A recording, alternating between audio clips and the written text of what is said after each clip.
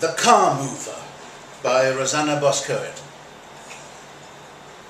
He calls himself a car mover, for want of a better label. A man who moves cars from A to B because the owners don't have time to, or because they've gone away without them, and suddenly find they need them where they are. Because by the sea the battery won't last. Because in the bush the grass will grow into the engine. Because my brother's friend's father wants to use it. So my wife won't run away with it. He listens to the stories and they settle in his head. As he drives, he sets them to the music of his car. The particular roar of an engine, the clack-clack of a faulty axle, the irregular thud of undercarriage on road, all accentuate different aspects of the narratives and make them new again. He drives everywhere in straight lines. Where there are bends in the road, he follows them. But in Kenya, the roads are generally straight. The people he met when he first moved to Africa from East Germany in the early 80s always said that Germans were square. He was never quite sure if this was an insult. But he thought it might be just as well that the roads were straight. They're still friends at any rate. He laughs with them and tells them tales of his day's adventures. On the road, though, they seem small in his mind. Little ants carrying the breadcrumbs of their own lives to and fro in another place. They call him Franz, as his mother has done since birth, and as his wife Melanie did in their few years together. But his name has never meant much to him. It is too rooted in pre-war Europe, and he doesn't like to be associated with a place that in the late 20th century no longer exists. He introduced himself to Bina as Franz. She was the last of the few passengers who came along in whatever car he happened to be moving. She might have been memorable because she was Indian and her family was one of the first to return to East Africa after Idi Amin's rule, or because it was December 1989 and she, having flown from Nairobi into Nairobi from London, where she was a student, could talk only of her elation that the Berlin Wall had come down. You know, East Germany was a great supporter of Amin, she said. Funny that we should meet now. Was it? You know, when the people who made you want to leave your country supported the man who made my parents leave theirs. Did I tell you that was why I left my place? No. She looked down at her hands and took short little breaths through her nose. But that is why, no? In the end, he remembered her for other reasons. The fact of their joint experience of expulsion was sidelined in his memory. Come inside with me. No, I'm fine in the car, chap. What's this? Bina waved a scruffy booklet stitched with black thread in his face. Oh, don't touch that, please. He reached across without looking away from the empty road and took it from her. It's just a map. Who drew it? I did. He passed it back to her to inspect, quietly proud. She fidgeted in her seat. The sun had been on them all afternoon, and even though her clothes were through her clothes, her skin had stuck to the beige-coloured fake leather. Why didn't you just buy one? Wouldn't that be more accurate? Define accurate. Well, it's the same as precise. It means being truthful.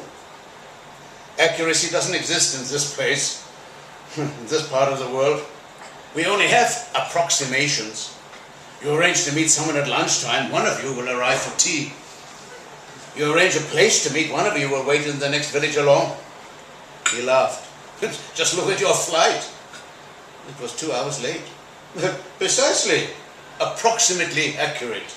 Like my map. It is accurate enough for me in this place.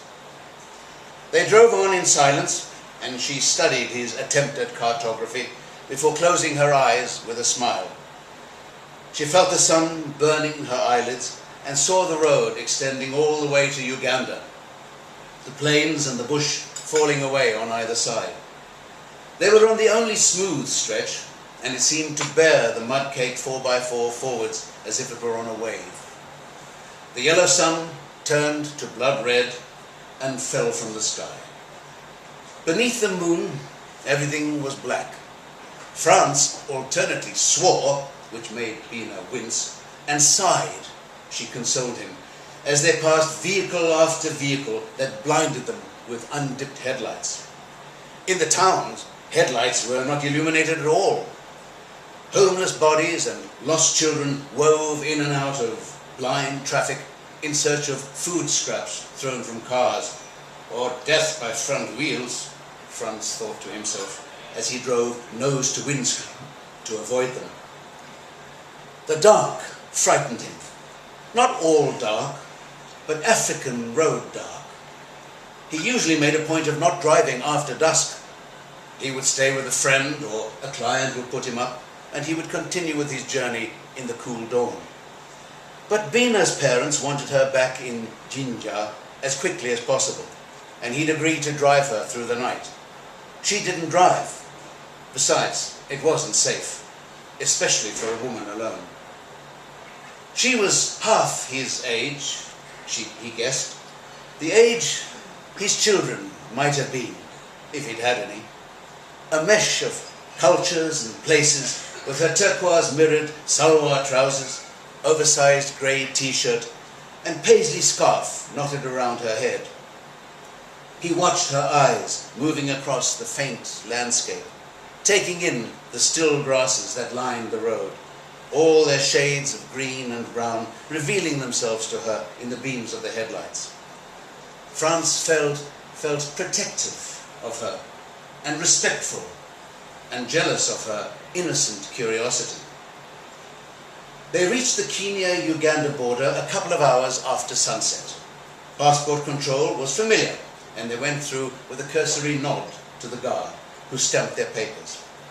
It was a relief to stand and to find their legs still worked after 8 hours in the car. They ate their cheese and tomato sandwiches, and the food sat heavily in Franz's stomach. When he had taken Melanie on a work trip, he learned from a squinted glance and forced smile not to patronize her by escorting her everywhere. After they were married, he relaxed a little and found she returned physically and mentally unharmed if she went for a pee in the trees by herself. Bina had been gone 5 minutes. Franz looked at the clock behind the steering wheel. More than 5 minutes. He would never have been a good parent. He gripped the steering wheel and twisted his fists tight around it so that the rubber squeaked. He drummed his fingers across the dashboard and closed his eyes, imagining the sound of his fingers was the sound of wildebeest migrating across the plains. He pictured the ones that didn't make it, the ones that were eaten by a lion or crocodile. The click of the door handle jolted him back. "Oh, well done." "Well done? You're back?" "Of course I'm back. What did you think? I'd be dragged into the bush and you'd never see me again?" He smiled sideways and checked his mirrors before starting the engine. "We'll get through Busia and then stop for a hot drink." "Can't we keep driving?" "We could, but if I don't have a coffee soon, we are not going to make it." "Come inside with me." "I'll be fine in the car, Acha." "Please." He remembers it like this.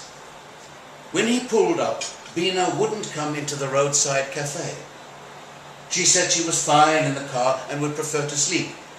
So he locked her in and went to get a coffee that he would drink in the vehicle. While he was ordering, an old friend came in, and they chatted for a while. 20 minutes later, feeling alert and a little jittery by the coffee, he stepped out of the cafe and saw the shadows moving around the car. All the doors open. The men disappeared in a dusty van when they heard his footsteps. Or maybe they were finished anyway. A gun lay in the dirt by the front wheel. Bina was lying still, horizontal with fear, the mirrors on her salwar muddied with blood. He lifted her off the back seat and carried her to the front. He smelled her hair, sour with sweat, as he carried her to the passenger seat, both of them shaking.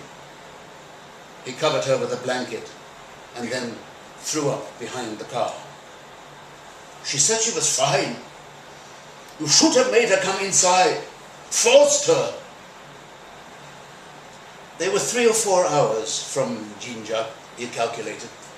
He drove fast, longing to crash through the potholes, to jar his back in punishment, but swerving around them each time because going through them would cause Bina more pain. They stopped at his friend's on the edge of town as planned, so they could sleep through the last few hours of dark and clean up before he dropped her off. When they pulled up, Franz sent his sleep-drunk friend back to bed and carried Bina inside to wash her. She wouldn't help him, but neither did she stop him. He dried her gently, focusing on what he was doing to keep the shame away, and then dressed her in some clothes he picked out from her luggage. He hoped they constituted an outfit she might wear. Later, washing himself, he retched until his stomach was empty and his mouth tasted of bile and coffee. He did not sleep, only lay beside her on the hard bed they had to share, watching the carved animals chase each other round the wooden bedposts. He tried not to imagine arriving at her father's house in the hope that they might never get there. He didn't accept her father's money and couldn't tell the reason why, except to get fuel and to snatch some sleep at the border check. He didn't once stop the car until he reached his club in Nairobi. He sat in a quiet corner with a whiskey, staring at his map for a long time. He marked an X on it where the Busia cafe was, folded it up and left. Not long after that, Melanie was diagnosed with melanoma. The word and her name ran together in his head like a tongue twister. Melanie, melanoma, Melanie, melanoma, Melanie. If he'd thought of telling her about Bina before, he knew then there was no point.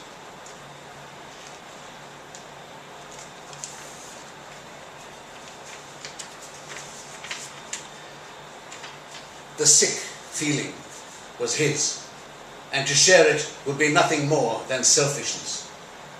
Failing to protect a young woman was a betrayal of Melanie's trust as much as anyone else's. Now his empty house frightens him more than the road, and he takes jobs that keep him away from it for weeks at a time. He drops by to pick up some fresh clothes, and beneath the pile of green t-shirts that he wears, he finds one of the clay models Melanie made before she died.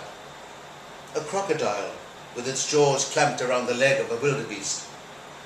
He picks it up, puts it in his pocket, and leaves with the shirts under his arm. In the car, he fixes the figure to the dashboard with glue. As he drives out of the city towards the coast, he thinks of Bina. 10 years later, he manages to ignore the guilt most days, but remains fiercely overprotective of people he knows only slightly. He wonders if she's married or not, if she's happy or distraught still, if she ever learned how to drive.